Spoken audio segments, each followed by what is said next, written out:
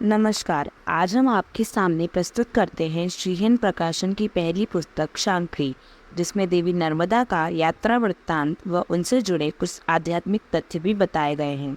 तो आइए जुड़िए इस यात्रा से। सर में बैठे 3-4 लोगों में से भगवा वस्त्रधारी एक सज्जन बोली पड़े। नर्मदेहर, आश्रम देखने आए थे। उम्मीद नहीं थी कि इतना रमणीय स्थान होगा। मैं बोल पड़ा, सब उसकी कलाएं हैं। नीचे घाट पर जाकर देखेंगे तो आपको और अच्छा लगेगा। अवश्य, पहले दर्शन कर ले, मैंने कहा और मंदिर के चबूतरे पर प्रणाम कर चढ़ गया। बड़ा वरांडा नुमा चबूतरे पर शिवलिंग स्थापित था। सामने गणेश जी का मंदिर और बाजू में हनुमान जी की मड़िया बनी थी। चबूतरे से मां नर्मदा का सौंदर्य और अलौकिक लग रहा था। गणेश जी के मंदिर के बाहर बड़ा बोर्ड लगा था जिस पर लिखा था परमहंस अद्वैत आश्रम। इसे अद्वैत आश्रम क्यों कहते हैं? नीचे उतरते ही मैंने पूछा तो भगवा वस्त्रधारी जो उस आश्रम के प्रबंधक लग रहे थे, अपने साथियों को कुर्सियां लगाने का निर्देश दे वे मेरी ओर मुखातिब हुए। बैठिए, अब आपने प्रश्न ही ऐसा कर दिया है कि बताना पड़ेगा, वे बोले। तब तक और भी लोग आश्रम के पास आ गए। कुर्सियां लग गई, हम लोग बैठ गए। अद्वैत का अर्थ है एक दो नहीं, अर्थात सब कुछ परमहंस का एक है, दूसरा कोई नहीं। इसलिए यहाँ मैं नहीं चलता। मेरी जिज्ञासा हुई। कोई भी यहाँ यह नहीं कहता कि मैं करने वाला हूँ, मैंने किया, मैं करूँगा। हमारे गुरुदेव ने इस आधार पर इस आश्रम की स्थापना की थी और इसीलिए इसका नाम रखा परमहंस अद्वैत आश्रम। यहाँ वही परमहंस है जो अद्वैत है, जिसका स्वयं का कोई पृथक अस्तित्व नहीं। अद्भुत। कौन थे आपके गुरु? वैसे तो नाम का यहाँ महत्व है नहीं, पर आपकी आध्यात्म में रुचि जान पड़ रही है, इसलिए बता देते हैं। उन्हें ओवेरसियर बाबा कहते हैं। ओवेरसियर बाबा? क्या पहले वो इंजीनियर थे? हाँ, यही नहर विभाग में थे। सब कुछ छोड़कर संन्यास ले लिया था। कोई विशेष कारण? बस नर्मदा माँ के दर्शन जब तक करते थे। कोई काम बोला था माँ ने के सामने, एक ही मन में लगी थी कि काम हो जाएगा तो सदावत चलेंगे नर्मदा परिक्रमा वासियों हेतु। काम भी हुआ और एक सिद्ध महात्मा भी मिले जिनकी प्रेरणा से वे स्वयं ही सन्यासी हो गए। कौन सिद्ध महात्मा? बाबा रामचंद्र थे। एक रात वे यहाँ आए, ओवेरसियर बाबा भी उनके साथ थे। बाबा रामचंद्र को रात्रि में यहाँ माँ की आभा के दर्शन हुए और प्रेरणा मिली कि यही आश्रम बनाने की। उन्होंने ओवेरसियर बाबा को इसी स्थान पर आश्रम स्थापित करने को कहा। बाबा रामचंद्र की तस्वीर वहाँ उस पेड़ के नीचे अभी भी स्थित है जहाँ वे साधना करते थे। माँ की आभा? आपका मतलब नर्मदा माँ की आभा उन्हें महसूस होती थी? उन्हें नहीं, बाद में ओवेरसियर बाबा को भी दिखी और अनेक बार हम सबको यहाँ पर वह आभा महसूस होती है। यहाँ बिना किसी बड़ी तैयारी के सदावत चलता रहता है। हम कोई प्रयास नहीं करते, अपने आप भंडार भरे रहते हैं। आप चलकर हमारा भंडारा देखें, सकल पदार्थ है वहाँ और इफरात में है। अवश्य, आपका विश्वास ही कह रहा है कि सचमुच कोई सामग्री का अभाव नहीं होता होगा। इतना सुंदर स्वरूप है इस आश्रम का। क्या ये इसी रूप में आपके गुरु द्वारा बनाया गया? शुरुआत तो एक कबीलू के टपरे से हुई। गुरुदेव की इच्छा और मां नर्मदा का आशीष कि जो काम शुरू हुआ तो कैसे बनता चला गया, ये सिर्फ महसूस करने की बात है, कहने की नहीं। लेकिन हुआ तो आपके सामने ही होगा। हाँ, मैं 30 वर्ष से जुड़ा था यहाँ। पास में ही मेरा गांव था, प्रहलाद नाम था यहाँ आने से पहले।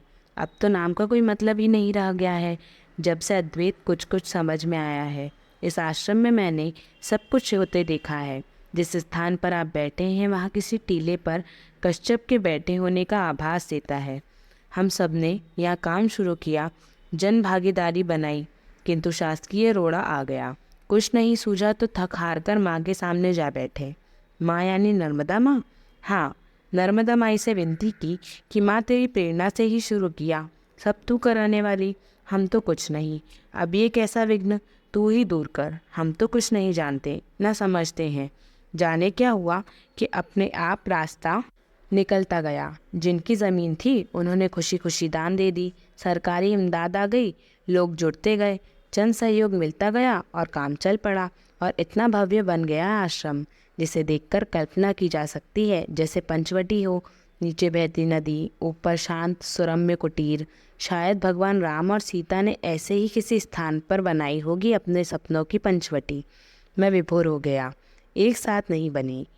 जैसे जैसे इच्छा बढ़ती गई, माँ पूरी करती गई। परिक्रमावासी आते थे, यहाँ पेड़ों के नीचे रुकते थे। माँ से कहा कि इनके लिए अतिथिशाला बन जाए और लाखों का सहयोग आ गया। आपके पीछे जो बड़ा सा भवन देख रहे हैं वही है मांगलिक भवन। हीरापुर के महाराज यहाँ से निकले, स्थान भा गया, चतुर्मास किया और एक भवन निर्माण की आर्थिक सहायता दी गई। यानी लोग यहाँ से निकलते हैं और रुक जाते हैं, चाहे सन्यासी हो या साधारण परिक्रमावासी। सबको आपकी यह रमणीक भूमि भा जाती है। सब माँ की आभा है। सब देखिए, यह महाशय गुजरात से सब कुछ छोड़कर आए हैं। परिक्रमा कर रहे थे, हमारी जगह भा गई तो रुक गए। एक 65-66 वर्ष के सज्जन की ओर इशारा कर वे बोले, क्या आप गुजरात से परिक्रमा करने आए हैं? आया हूँ नहीं, आया था, अब तो यही नर्मदा के खंड का होकर रह गया हूँ। आप लोग घाट पर हो, आओ फिर विस्तार से बात करेंगे। तब तक मैं खिचड़ी प्रसाद और चाय मंगवाता हूँ। प्रहलाद जी बोले। पहले उस पेड़ के पास गए जिसके नीचे 36 वर्ष पूर्व बाबा रामचंद्र बैठे थे और वहाँ उन्हें नर्मदा की अदृश्य शक्ति का भान हुआ था। पेड़ के नीचे शिवलिंग के साथ बाबा का चित्र रखा था। स्थान को प्रणाम कर पलटे तो माँ नर्मदा का विहंगम दृश्य देखा। दूर एक कर्व बनाती हुई आती नर्मदा का सौंदर्य मनोहारी था। वहाँ जल्दी दृष्टि हटाई क्योंकि लग रहा था कि ज़्यादा देर देखते रहे तो आंखें न चिपक जाए। सर, ये जो दूर घुमाव दिख रहा है माँ नर्मदा का, कहते हैं वहाँ अदृश्य शक्ति का भान होता है लोगों को, पर्यवेक्षक रेखा ने बताया।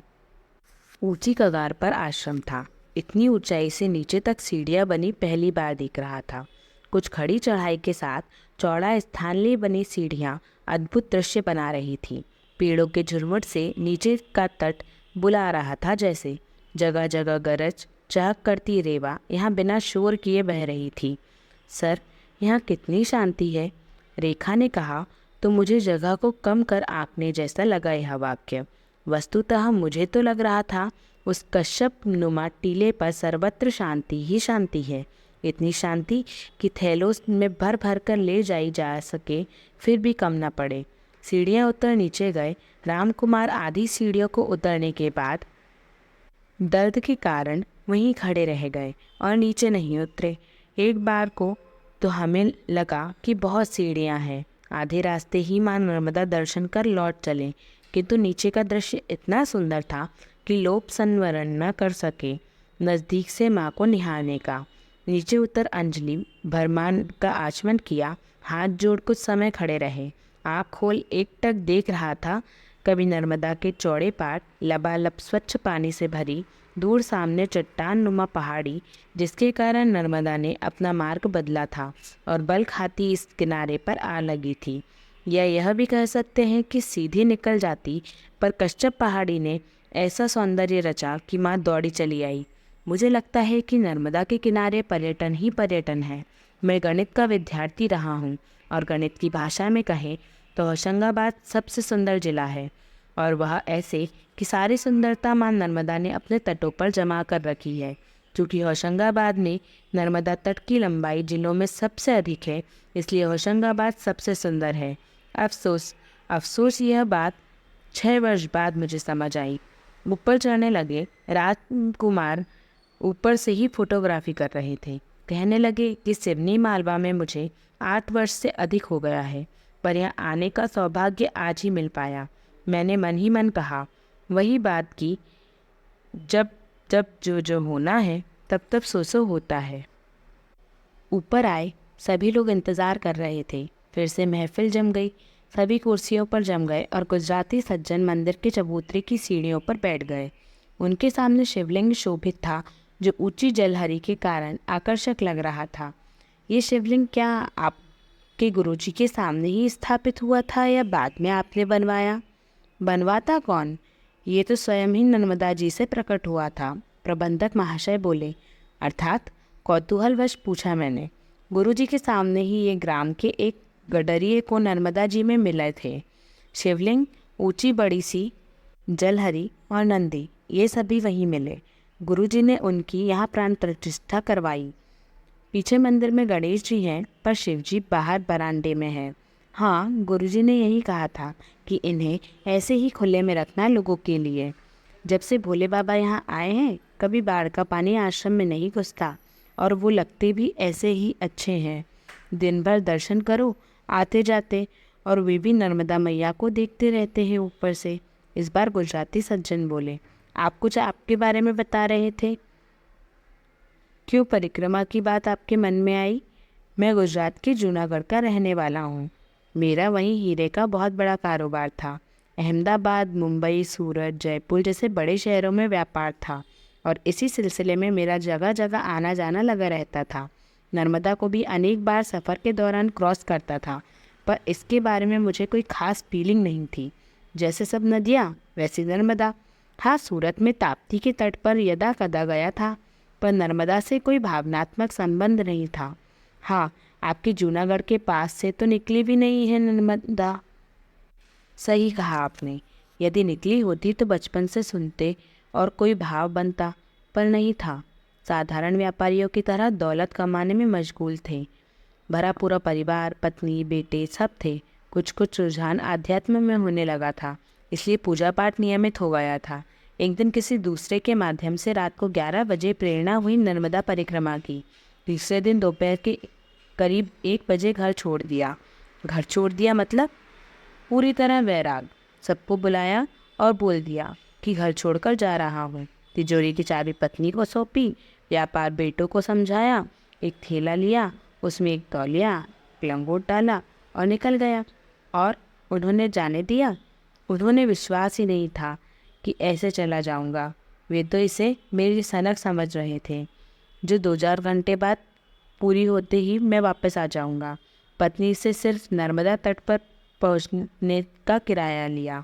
परिवार वाले सोच रहे थे कि ना मेरे पास कपड़े हैं न पैसा, तो कब तक बाहर रहूँगा, ज़्यादा से ज़्यादा 1-2 दिन। आज 5 साल हो गए, वापस नहीं गया। क्या कोई नाराज़गी थी घर वालों से, कोई असंतोष जिसने मजबूर किया घर छोड़ने को? मैंने प्रश्न किया। कहा ना, वैराग। सब कुछ सामान्य चल रहा था। घर में कोई मतभिन्नता भी नहीं थी। बस प्रेरणा हुई और तज दिया सब। चलते समय घर वालों से कहा, कभी ढूंढने की कोशिश न करना और न कभी आंसू बहाना मेरे लिए। आपने बताया 5 साल से घर छोड़ दिया, तो क्या तब से पैदल नर्मदा परिक्रमा कर रहे हैं? आपकी तो उम्र भी काफ़ी दिख रही है। 65 का होने को आया हूँ। और रही बात पैदल परिक्रमा की, तो एक बार कर चुका हूँ, ये दूसरी बार है। अद्भुत। इस उम्र में कोई परेशानी नहीं होती पैदल चलने में। माँ के पास आने भर की परेशानी है। एक बार जो आ गया तो परेशानी होती नहीं है, मिट जाती है।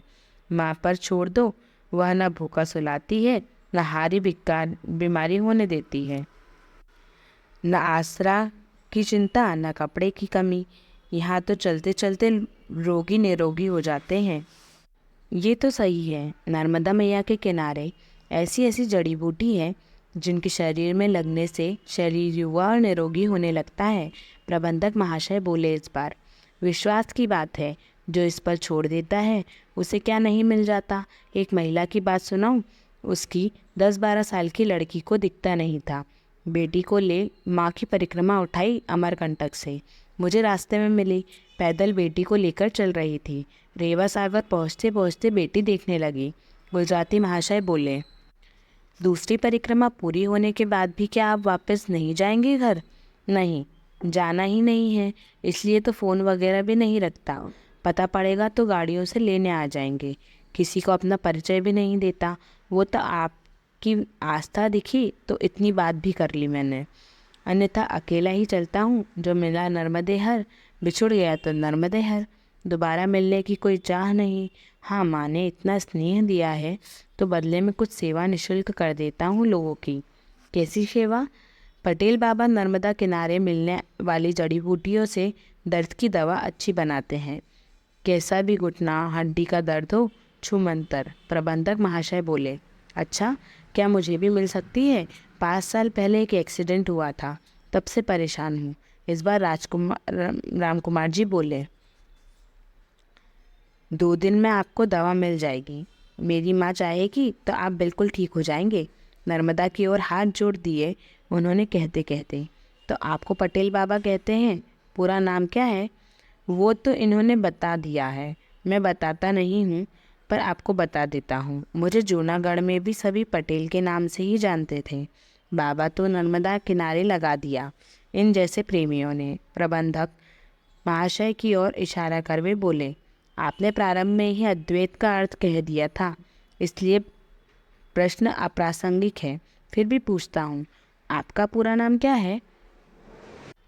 वैसे तो यहाँ कई लोग आते हैं चले जाते हैं, न वो कुछ जिज्ञासा दिखाते हैं न हम कुछ बताते हैं, पर आपके साथ ऐसा नहीं है। जितना आप जानना चाह रहे हैं उससे ज़्यादा हमें बताने की इच्छा हो रही है। मेरा नाम प्रहलाद सिंह गुज्जर है और सिवनी मालवा के पास मेरा गांव है। अब तो ना नाम याद रहता है और न ही गांव। तो आप गुर्जर हैं? आश्चर्य है, क्योंकि गुर्जर लोग अक्सर इतने आध्यात्मिक होते नहीं हैं। रेखा पर्यवेक्षक चकित हो बोली, मैंने कहा ना, यहाँ कोई दूसरा है ही नहीं, सब एक ही ब्रह्म में डिसॉल्व हो चुके हैं।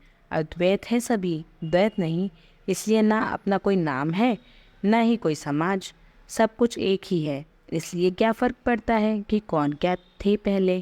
प्रहलाद जी बोले, सत्य कहा आपने, यहाँ आकर बहुत अच्छा लगा। अब इजाज़त चाहेंगे? मैंने कहा और पटेल बाबा की ओर मुखातिब हुआ। आप कब तक हैं यहाँ? 10 दिन हो गए हैं, एक आध दिन में निकल जाऊँगा, फिर कभी मुलाकात होगी। मैंने हाथ जोड़ प्रणाम किया। माँ की इच्छा। इन्होंने फिर नर्मदा की ओर हाथ जोड़ दिए। सबसे विदा ले वापस आने के लिए निकल लिए। वाहन चालक अमजद ने बताया कि बाबरी घाट होते हुए भी लौटने का रास्ता है, तो अच्छा लगा उसका सुझाव और बिन प्रयास एक और घाट देखने की बात बनती देख मन प्रसन्न हो गया। गाड़ी में बैठा बैठा मैं सोच ही रहा था कि अजब ही संसार है माँ नर्मदा का। कोई 7 समंदर से चला आता है, कोई बसा बसाया व्यापार छोड़ माँ के तटों पर घूमता है। 25 वर्ष का युवा यहाँ 65 वर्ष की पकी उम्र का आध्यात्मिक व्यक्ति लगने लगता है, तो 65 वर्ष वाला 25 वर्ष के तरुण समान दौड़ता है। अद्भुत है माँ तेरा रंग, तेरे घाट निराले, छोड़ा देश तजा वैभव, घूमे ये मतवाले।